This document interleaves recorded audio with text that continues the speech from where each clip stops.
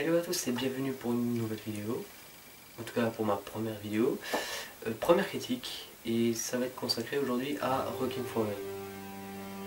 Requiem for a Dream de Darren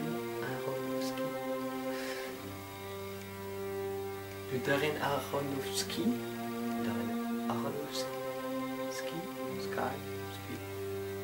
Enfin bref, avec Jared Leto et d'autres, et Marlon Wayans, je crois que c'est ça, Hélène, je ne sais plus quoi,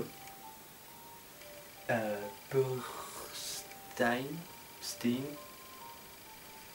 que j'en sais, et Jennifer Connelly. Ok, mon accent est pourri. Enfin bref, donc c'est un film qui date de quand même début 2000, pour être précis 2001, et on va dire que c'est un classique, culte, un film sur les junkies, les drogués. Rien de mieux. Rien de mieux pour commencer une première critique. Or je tiens à préciser que je suis un débutant, donc je n'y connais presque rien. Si, je connais, mais première critique en vidéo, donc soyez un peu indulgents. Merci. Alors, Requiem for a Dream. Je dois dire que je connaissais le nom, et plus la musique que le film. D'ailleurs, quand j'ai entendu la musique au générique, je fais je connais ça. Je connais ça. En fait, la musique est plus connue que le film. Non, en fait, le film est connu aussi. Mais on va dire que comme j'ai 15 ans et le film est interdit moins de 12 ans, je pouvais le regarder largement il y a 3 ans. Je sais pourquoi je le regardais comme ça. Envie parce que je suis à fond dans la série Breaking Bad. Bon, je vais la finir, je suis assez en pack. Donc c'est peut-être pour ça que j'avais une petite envie d'en regarder Requiem for a Dream. Drogué, rapport, peut-être. Laisse commencer. Alors, pour commencer cette première critique, alors, commençons par quelque chose, on va commencer par le début. Le début, on attaque directement avec une émission de télé. C'est-à-dire, le générique, c'est l'émission de télé. Et puis on passe directement aux deux premiers personnages. En tout cas, deux personnages principaux. Il y en a 4. 4 drogués. Bon, il y en a une où, on va dire, droguée, pas comme les autres. Alors, les deux premiers personnages qu'on voit sont Harry, incarné par Jared Leto, qui est quand même un acteur ultra connu. Ouais, c'est connu. Enfin bref, il y a qui d'autre? Et surtout la mère de Harry, Sarah, incarnée par Hélène, je ne sais plus son nom, impossible à prononcer. Hélène, impossible à prononcer le nom. Je veux dire ça. Ça vaudrait mieux. Alors, on attaque avec ces deux personnages qui sont complètement inconnus pour nous parce qu'on attaque directement avec eux et ils sont en train de se disputer pour une télé. D'accord. Oui. Et surtout, il y a une bande qui coupe leur point de vue. Ce qui fait, on a deux points de vue. C'est-à-dire le point de vue de Harry et la mère de Harry. Une qui est terrifiée, où on voit qu'elle est vraiment terrifiée, et l'autre qui essaie de la persuader en quelque sorte de prendre la télé, et en plus il dit tu pourras la récupérer. Oui, d'accord. Tu le fais tout le temps. Tu sors, c'est à force, tu t'y fais. Donc pourquoi tu pleures comme ça? Je ne sais pas. Et là on voit d'abord que la mère est un peu folle. Un peu beaucoup. Ensuite on attaque vraiment le générique. D'ailleurs on voit pour la première fois l'ami de Harry. Désolé pour les noms des personnages parce que je les ai oubliés. Il y en a très peu que j'ai retenu. Le nom du pote qui s'appelle Tyrone. Je viens de m'en rappeler. Super. Un noir, un drogué. Et un personnage assez pas commun avec les autres. Il a un rapport avec Harry, mais j'en reparlerai plus tard. Alors, donc Donc on a la musique qui est, comme j'avais dit au début, ultra connue, voire plus que connue, avec ces quelques notes. À chaque fois, vous verrez, à chaque fois qu'on le voit dans le film, comment dire, on sait qu'il va se passer un truc. Là, la première fois, on remarque que la musique est importante. C'est le signalement du changement. C'est-à-dire à chaque fois qu'on entend ça, après, rien ne va se passer comme avant. Avant, c'était parfait, on va dire, pour la première scène, pour la première séquence, je veux dire. Et après, ben, ça n'a plus du tout aller comme avant. C'est-à-dire, tout va mal. En tout cas, ça commence à dégringoler dans leur vie rétrospective. Et je veux dire là que tous les personnages, les 4, ils ont un truc. Il y a le couple, Marianne et Harry. Il y a Tyrone qui lui a un manque de relation avec sa mère, qui l'a plus parce que probablement sa mère est morte. On ne sait pas ce qui s'est passé avec elle. Probablement qu'elle était morte. En tout cas, il a un manque d'elle. Ça se voit. Il n'y a que des flashbacks avec ça, surtout avec ce personnage, donc que avec ce personnage. Et la mère de Harry qui est une droguée sans être vraiment. C'est-à-dire que les 3 autres le font pour leur plaisir, surtout par manque, et c'est des drogués. Explique, voilà. Et d'ailleurs, il va se passer une chose avec Harry quand la drogue... bon, il va se passer quelque chose avec Harry, avec les piqûres. Et la mère de Harry qui, donc, comme je le disais, est droguée sans vouloir l'être vraiment. Comme ça. Donc, je vais commencer directement par installer les personnages. Ensuite, je parlerai de l'histoire. Et ensuite, je fais une conclusion. Donc voilà. Hein. Je voulais le faire dans l'ordre au début, mais bon, je me suis dit, ça va être trop long. Je ne vais pas faire une rétrospective sur un film. Donc, dans mon avis général, avant de commencer avec les personnages, c'est un film très bon. Mais rien à redire, c'est presque un classique. C'est un culte. Qui date de 2001, donc il y a plus de 12-13 ans maintenant. On est en 2014. Oh, mon Dieu. On est en 2014. J'ai voyagé dans le temps. J'ai pris un 10. Et ouais.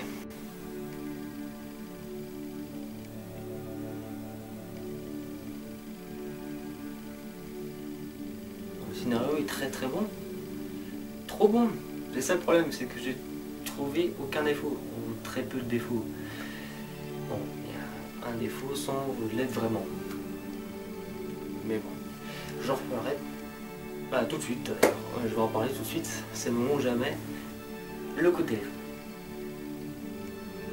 Cette scène, je dois dire qu'au début, quand je l'ai vue, j'ai fait ok. Et plus tard, j'ai fait non, en fait, non, mon hypothèse est nulle. Non, c'est pas ça. C'est-à-dire que quand elle regarde l'émission télé, la mère de Harry, elle reçoit un coup de fil. Et ce coup de fil est important pour la suite, je me suis dit. Parce que quand elle regarde la télé et quand elle a un coup de téléphone, elle décroche. Ensuite, une voix téléphonique lui dit, on ne sait plus trop qu'est-ce qu'il lui dit, mais il dit oui, bonjour, on vient d'une agence, un truc comme ça. Et elle regarde attentivement la télé et le son de la télé est plus haut que la voix de téléphone. C'est-à-dire que la voix de téléphone au début était beaucoup plus fort, on n'entendait presque plus la télé. Puis il y a un inversement à un moment donné, quand elle regarde la télé, et quand la caméra est fixée devant la télé, il y a un grand changement de son, et on n'entend plus ce que dit vraiment la voix au téléphone. Il a fallu que je voie en VO, pour que, avec les sous-titres, pour que je comprenne ce qu'il disait, parce qu'en français, on ne comprenait rien. On entendait juste des... Ok, qu'est-ce qu'il vient de dire? Je me suis dit, c'est super important pour la suite, parce que c'est simple à comprendre, c'est que elle a imaginé soit le coup de téléphone, ou soit juste après qu'elle a regardé la télévision. Parce qu'elle est dingue de cette émission de télé, c'est vraiment incroyable comment elle est dingue. Elle ne regarde que cette émission. Cette émission elle est H24, j'ai l'impression. Comment il fait le présentateur de télé pour faire H24? il doit avoir des rediffs, parce que si c'est en live, le mec il peut plus. Hein.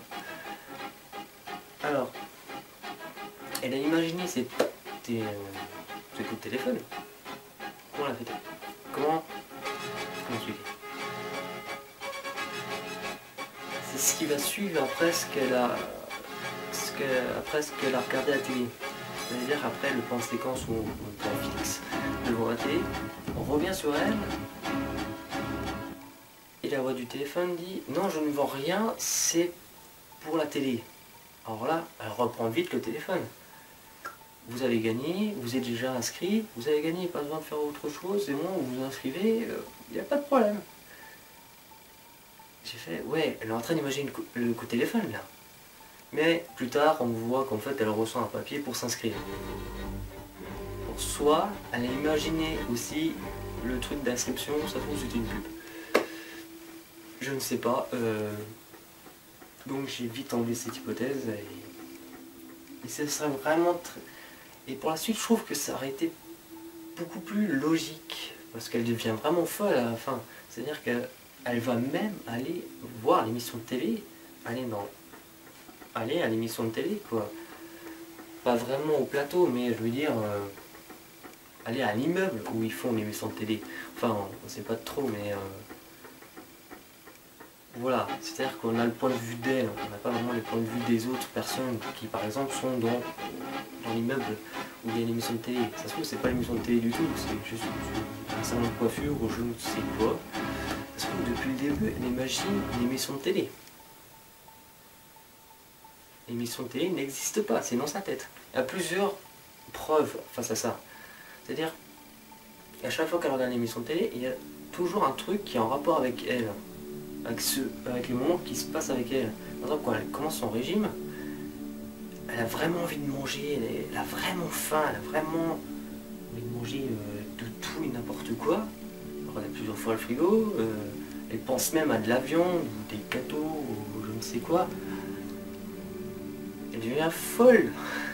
Et à l'émission de télé, ils disent ne mangez pas de viande rouge. Alors qu'avant, ils parlaient, au début, ils parlaient, allez, tout le monde, joie, bonne humeur, Joss, je sais plus. Mais en tout cas, il y a toujours un rapport avec ce qui se passe avec elle. Du coup, je me suis dit, je dis beaucoup de fois, du coup, je me suis dit, il faudra que j'enlève ça de ma tête la prochaine fois quand je fais les prochaines critiques. Anyway. Et donc, il y a un rapport avec ça. Il y a toujours un rapport. Pourquoi, du comment, je ne sais pas. Ça se trouve, elle imagine l'émission de télé depuis le début, comme je vous le dis. Et donc, qu'est-ce qu'elle regarde à la place? Ce plan. Juste ce plan nous dit ça. Parce que depuis le début, elle regarde ces bandes de couleurs, qui veut dire qu'il n'y a aucun signal. Ou elle regardait des émissions de télé et puis elle imaginait justement l'émission de télé. Ou ça se trouve, la télé est éteinte. À un moment, elle a une nouvelle télé parce que Harry lui a acheté une nouvelle télé parce qu'il devient riche avec sa contrebande, avec la drogue qui vend super bien. Il devient riche. Devenez riche plutôt. Je leur parlerai bien sûr. La télé est éteinte. Elle ne regarde pas l'émission quand elle a la nouvelle télé. Elle reste comme ça.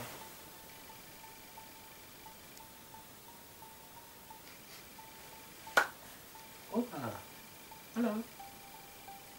Une nouvelle télé. Bon bah je vais mettre l'autre. Hein. C'est exactement ça. C'est je ne bouge pas, je regarde. C'est quoi ça? C'est quoi cette chose? Oui, passer ma télé.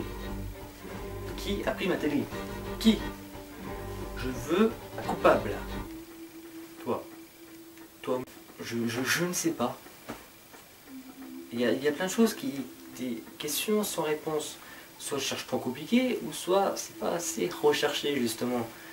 Il y a des questions sans réponse. Je reviens au début de ma phrase. Ok. Tout va très bien. Tout va très bien. Et ouais. Encore. Donc, voilà. Ces problèmes de scénario, mais de scénario, c'est des petits points de scénario qui sont assez embêtants en soi.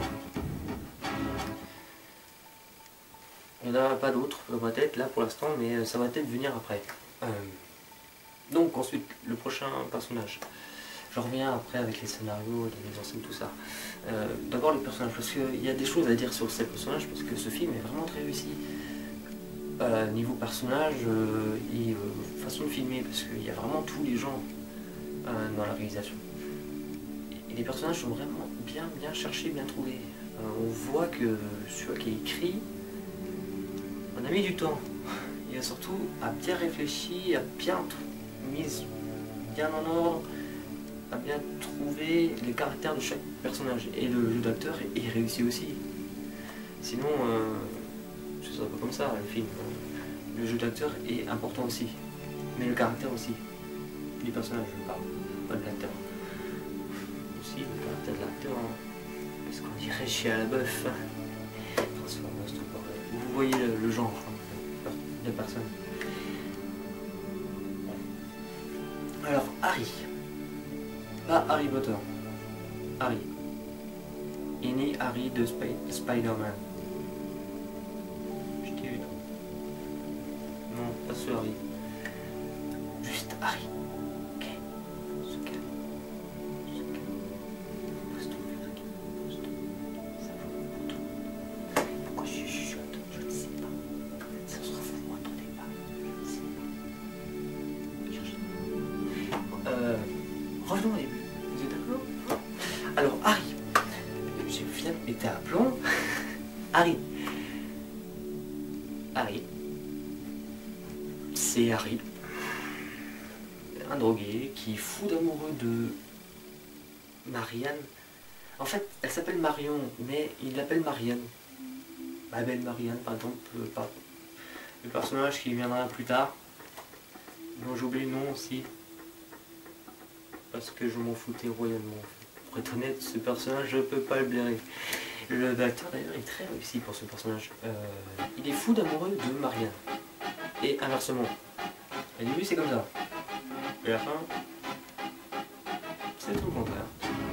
Il se quitte. Bon. Ça se voit qu'il se quitte. C'est-à-dire que Harry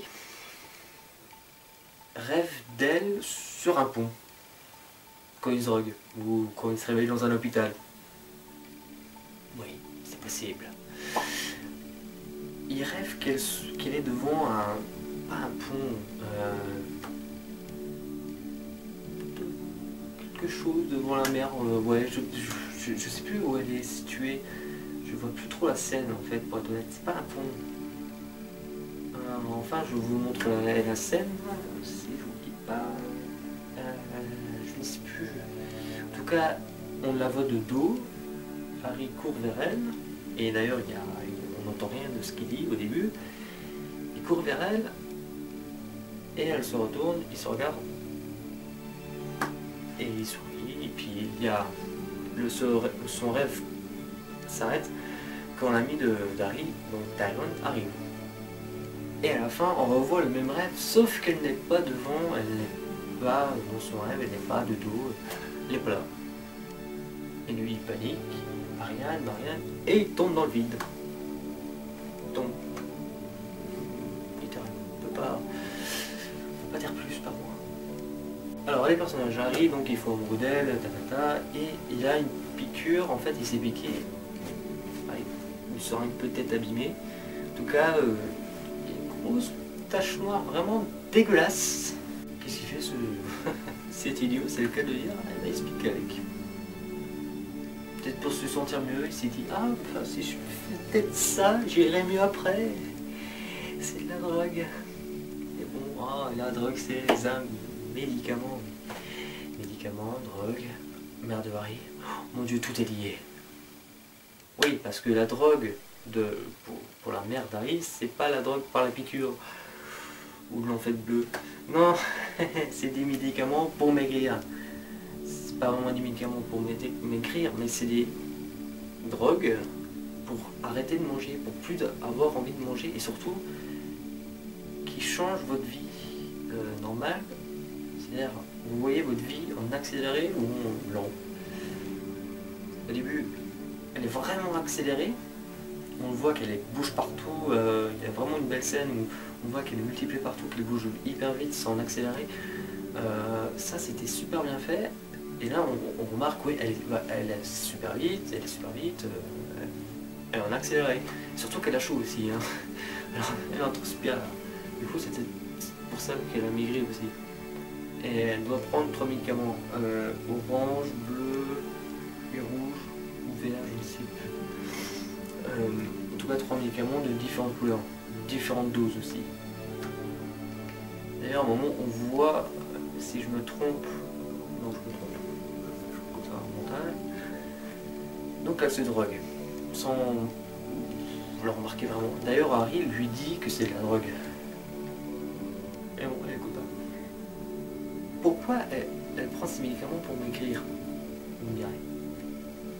Et bien, c'est pour un reproche.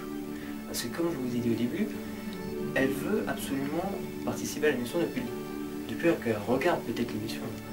Et quand elle apprend qu'elle est inscrite, elle veut se faire belle pour l'émission. C'est son rêve, c'est son rêve. Et du coup, elle a pris la robe rouge, parce que c'est le père d'Harry qui adorait cette robe rouge quand elle avait porté au diplôme d'Harry. Il y a beaucoup de Harry dans les phrases que je dis. Mais bref, quand je connais pas les noms des personnages, je veux dire que j'essaie de m'arranger. Donc la mère de Harry essaye, malgré elle, d'arriver à sa tâche de maigrir. Alors elle change de coupe de cheveux, au début elle va être rouge, mais elle a eu des couleurs orange parce que son ami doit être daltonien. Et mieux au clair, si je suis daltonien. Quand même, il y a une différence entre orange et rouge quand même, ça se voit. Il y a quoi d'autre qui remarque? Ah oui, et puis le visage de l'actrice qui change aussi, parce qu'au début elle est vraiment pas grosse, mais elle est quand même un peu développée. Un peu. Beaucoup. Et on voit un changement radicalement, rien qu'avec les joues, la gorge, le cou, le ventre aussi, on voit pas beaucoup le ventre, mais au niveau visage, il y a vraiment quelque chose. Par exemple aussi avec ses dents. J'arrive pas à le faire, mais le bruitage est beaucoup plus atténué, ce bruit de dents, puis ça, on dirait qu'elle est en manque. Justement, elle est en manque de médicaments. Et Harry le remarque, et lui dit aussi. Vraiment Harry, merci beaucoup. T'es toujours là pour ça. Donc Jared Leto, j'aurais dit, est un acteur connu. Son visage n'est pas connu. On l'avait peut-être déjà vu en femme. Ou en gros. Alors. Je dis beaucoup de choses sur la mère d'Harry parce qu'on la voit plus que les autres, pour être honnête. Et c'est ça un peu le problème dans ce film, c'est que j'aurais bien voulu voir un peu plus Tyrone. On le voit, mais pas beaucoup. Alors justement, Tyrone est en manque de sa mère, comme je le disais au début. Et bien le pauvre de lui. J'en reparlerai quand je parlerai encore une fois de la musique. La musique est importante et je n'ai pas assez développé, je trouve. Il y a des choses à dire. Et on va finir par Marianne. Elle s'appelle Marianne. Qui va toujours son ex, malgré elle. Qui va avoir une chose importante avec son ex, par exemple. Ils vont avoir besoin d'un prêt. Parce qu'ils sont complètement ruinés. Ils sont fait voler la drogue. Ils n'ont plus de drogue à vendre parce qu'ils ne peuvent plus en prendre, parce qu'ils sont fait tuer. Le patron s'est fait tuer. Le black. Oh, attendez, je réexplique. Le patron de Tyrone, on voit que c'est le patron de Tyrone, est un black. À un moment, ils sont dans une voiture, le patron le tient, merci pour la vente de drogue, qui se passe très bien. Et là, Tyrone lui dit, oh, mais t'as un chauffeur blanc, c'est la classe. Et ils se font tuer, et Tyrone court, il fuit, il va dans la prison parce qu'il se fait choper par les flics. Ils vendent tout l'argent qu'ils avaient économisé. Donc là, ils n'ont plus rien. Après, ils peuvent vendre de la drogue pour récupérer.